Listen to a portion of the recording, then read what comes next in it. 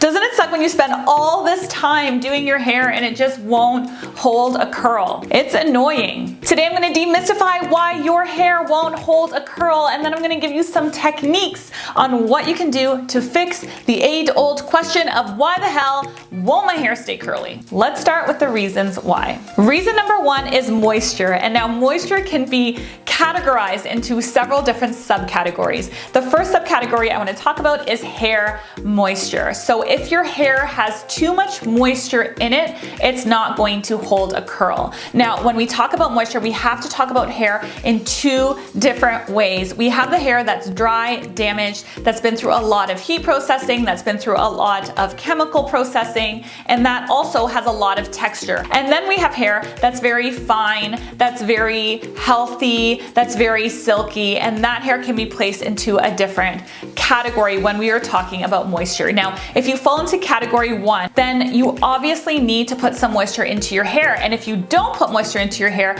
what's going to happen is you're going to end up with really dry, damaged hair. You're going to do more irreparable damage, and you're also probably going to end up with a really frizzy result. So when it comes to that type of hair, obviously you need to use some types of moisturizing products. But here is a tip for you. If you have that hair type and you know that you're going to be wearing your hair curly on this day, switch over in the shower to a lighter weight conditioner. So typically when we have that hair type, we tend to buy products for dry, damaged, frizzy hair. You might also want to pick up a bottle of daily conditioner. Use the word or the adjective, daily when you're looking at the bottle, or you might want to pick up a conditioner that says volumizing. And when you're going to curl your hair, if your hair doesn't hold curl on that day, you want to use a volumizing conditioner instead of a conditioner for dry and damaged hair. What that's going to do, it's going to put a little less moisture, a little less weight into the hair, and by default your curls are going to last much longer. Now, if you have very fine hair, smooth hair, virgin hair, silky hair, healthy hair,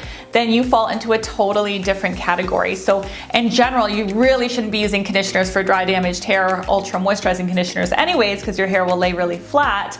But on the days that you're curling your hair, say you have an event and you want your hair to last a long time, you could even go as far as skipping the conditioner step. You really don't want any weight at all in your hair when you are curling it, so that there's nothing in that hair that's going to weigh it down. Another thing that you can do that I used to tell my models a lot when I worked in the fashion industry is you can actually use your conditioner first, leave it on for 5 minutes so that you get all of that moisture and penetration into the hair shaft, and then shampoo as your second step so that you don't have a residue of conditioner on the outermost layer of the hair shaft, which is the cuticle. That's really going to prevent your hair from falling super quickly. With that said, there is a fallacy where people think that dirty hair is better for styling.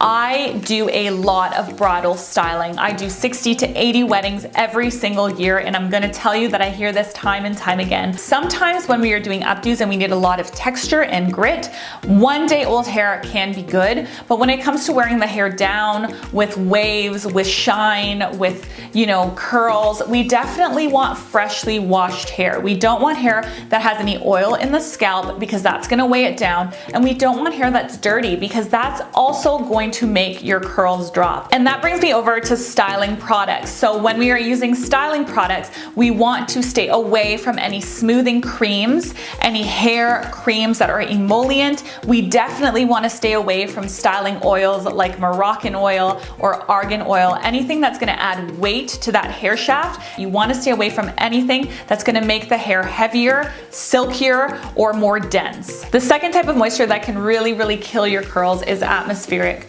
moisture, and that just means humidity. So humidity, when it comes to hair that is down, that doesn't typically hold a curl, can be a real bitch. Only thing I can tell you about that is that you need to use a smaller barrel curling iron, you need to use much smaller sections, and you want to use products that are humidity resistant products. So KMX has a humidity seal, which is a finishing spray that you apply at the end of your styling, and basically what it does is it creates a barrier between your hair and the water in the atmosphere. That's going to help offset that curl from dropping faster, because you're creating a bit of a barrier. You can also find a lot of hairsprays that have humidity resistant components to it. So when you are shopping for products, if you want curly hair and it is a hot and humid day, you definitely want to look on the bottle for words like humidity resistant or weatherproofing. As soon as you see those words, you know that those products have elements in them that's going to try to withstand,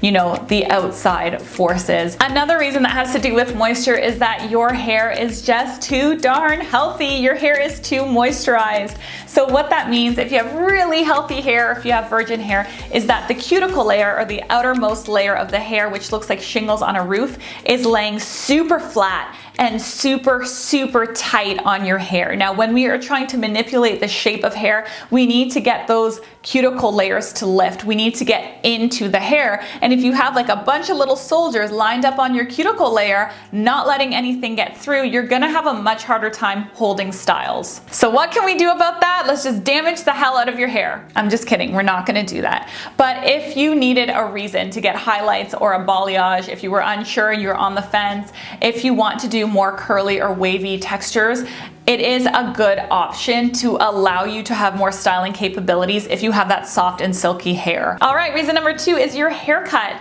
I see this time and time again in my brides and bridesmaids when their hair doesn't hold a curl. Oftentimes it's because they have the wrong haircut. So right now, a really blunt haircut where all the layers meet at the baseline. So basically there's no layers. As you move up the head, every single strand meets at the baseline. That is very in style right now. It's a very popular haircut. It's the haircut that I have. If you have hair that is on the shoulder or longer and it is blunt and your hair is silky smooth and doesn't hold a curl, you are going to find that you are really fighting a battle that you cannot win.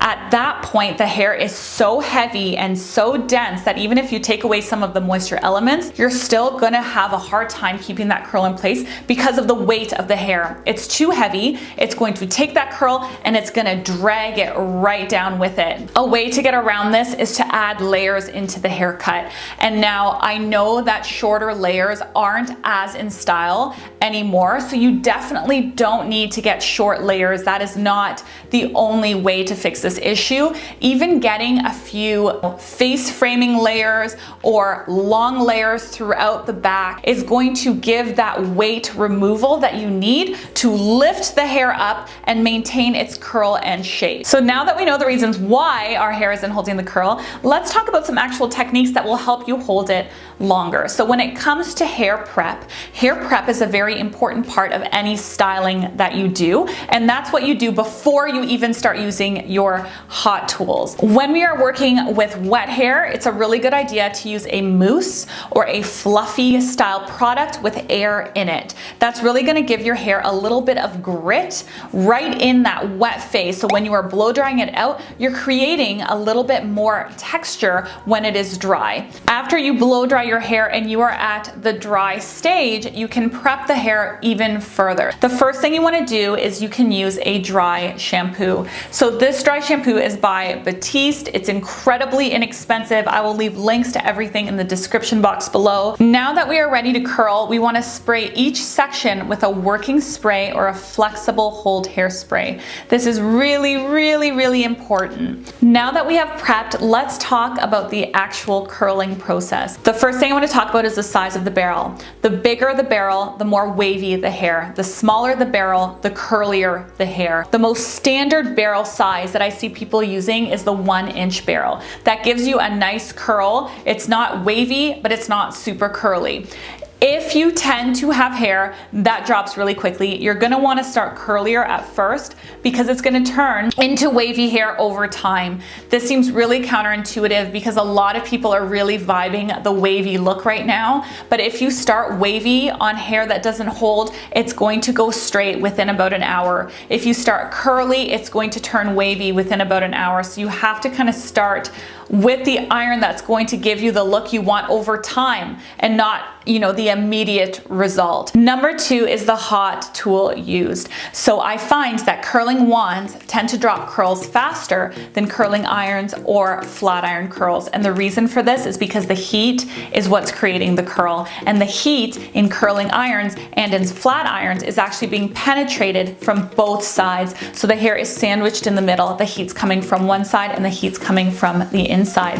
When we're working with curling wands, the heat is just staying on the inside of the hair and it's heating, you know, that interior part of the hair, but there's no heat coming in from the outside. Now, I know a lot of people really prefer a curling wand because it's very easy to use and you don't have to fumble with the clips. If that's you and you want your curls to last longer, all you really have to do is pump up your heat a little bit, or you need to leave the curl on the barrel longer. Now that brings me to number 3, and that's the amount of heat that you are using. The more heat you use, the more curl you get, the longer the curls last. Now with this said, we have to be really careful because heat can greatly damage your hair. So you really don't ever want to go more than 400 degrees. I find that when you get into those barrels or into those wands that have heat settings that are way up above 400, it's not gonna curl your hair any better than a 400 degree setting is. It's just gonna cause more damage. So I always say that the rule of thumb is as much heat as you need, never more. So always experiment with your irons. Start with a low heat, wrap it, hold it for a little bit of time, unravel, and see if it's holding. If it's not, you can dial up a little bit. I would start around 300 and move your way up. If you have finer hair, you can withstand less heat than if you have dense or very healthy or resistant hair. So you kind of have to plan accordingly, but the more heat you use, the curlier it's gonna be and the longer it is gonna last. The next thing that I wanna talk about that no one seems to talk about is the positioning of your hair on the curling iron or on the curling wand. This is gonna really change the way that your hair holds. So if you take your hair and you kind of widen it out like a ribbon and you place it flat on the curling wand, you are going to get a curlier end result than if you take the hair and you twist it and place it on the curling wand. If you twist the hair around the wand, you're going to get an S wave or a body wave. If you do this in a really meticulous way, you actually end up with a gorgeous Hollywood wave, and I did a whole video on that. You guys can check it out. I'll link it up here. But if you want your hair to really last, you want to ribbon it out and make sure that as much heat is penetrating through that hair as possible. Finally, let's talk about hot hair. Now, when your hair is still hot, it is still very pliable. So the shape hasn't set into the hair yet. So if you use a curling wand and you curl your hair and then you go like this and you run your hands through it when it's hot, what's gonna happen right away is your hair is going to drop. And the reason it's gonna drop is because it hasn't set. Those bonds haven't cooled and set, so it's totally pliable and totally malleable. And that's why you can even change your hair with hot tools, right? Because it becomes malleable and pliable with heat. So when your hair is hot, you do not want to touch it. You need to leave your hair in little logs of curls all throughout your head before you comb it out. Now the trend right now, like I said before, is that wavy, beachy, sexy vibe. So obviously we're going to kind of rough the hair out. We're gonna separate it. We're gonna soften it out, but you can't do it when your hair is hot if you have hair that drops. If you combine all of these techniques of cut, prep, and curl, you will end up with a beautiful style that lasts you the whole entire day. Thank you so much for watching. If you guys enjoyed this video, you may find this one really interesting next. I'll see you next week.